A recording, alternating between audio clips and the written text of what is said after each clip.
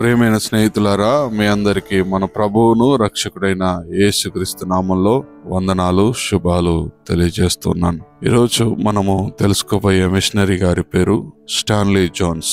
ఈయన అమెరికాకు చెందిన మిషనరీ. స్టాన్లీ జోన్స్ ఒక వేదాంతవేత్త.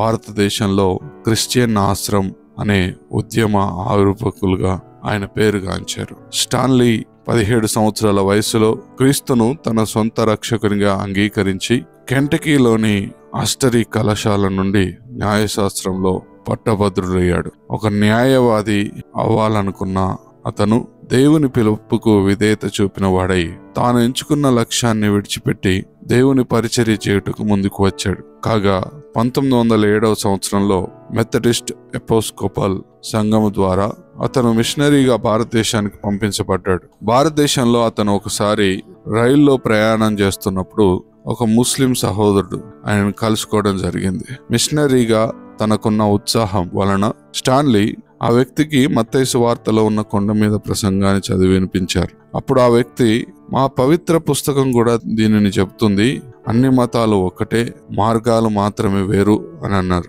ఆ సమాధానం విన్న స్టాన్లీ క్రైస్తవ మతమే సరి అయిన మార్గమని నిరూపించుటకు క్రైస్తవేతరులతో వాదించాలా లేదా అందుకు వేరొక ఉపాయం ఏమైనా ఉన్నదా అనే సందిగ్ధంలో ఉండిపోయారు. తత్ఫలితంగా అతను దానికి ఒక చక్కటి పరిష్కారాన్ని కనుగొనగా అది క్రిస్టియన్ ఆశ్రమ్ యొక్క ఆవిర్భావానికి దారితీసింది.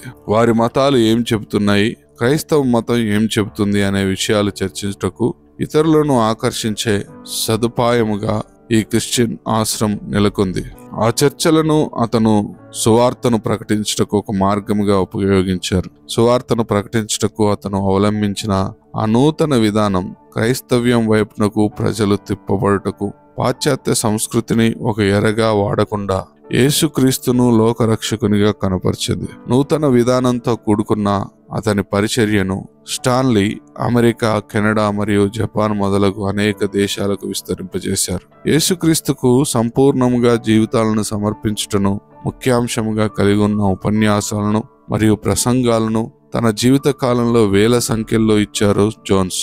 లక్షలాది ప్రజలపై ప్రభావాన్ని చూపిన అతని ప్రసంగాలు వారి జీవితాలను మార్చినవిగా ఉన్నాయి. క్రైస్తవ మతం భారతదేశానికి కూడా సంబంధించినదే అని చూపించుటకు తమ సంస్కృతినే అనుసరించమని అతను భారతీయ క్రైస్తవులను ఎంతగానో కోరారు. అంతేకాదు, అనేక మంది జీవితాల్లో మార్పును తీసుకువచ్చిన 30కి పైగా పుస్తకాలకు జోన్స్ రచయితగా ఉన్నారు. సువార్త అనున్నది యేసుక్రీస్తులో ఉందని నేను చూశాను. ఆ సువార్తమానం ఆయనే.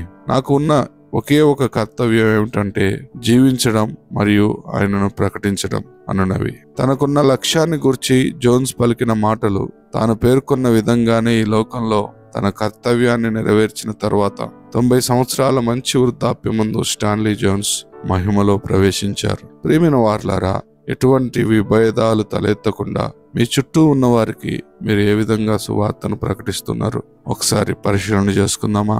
దేవుడు మిమ్మల్ని దీవించి ఆశీర్వదించును గాక. ఆమేన్.